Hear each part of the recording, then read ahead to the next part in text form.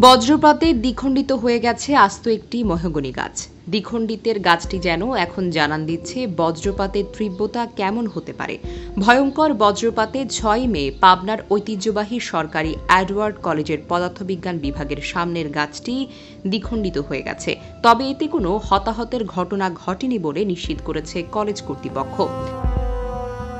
বজ্রপাতে আস্ত একটি গাছ ২ ভাগে বিভক্ত হয়ে যাওয়ার বিষয়টি জানাজানি হলে গাছটি দেখতে ভিড় করেন আশেপাশের উৎসব জনতা।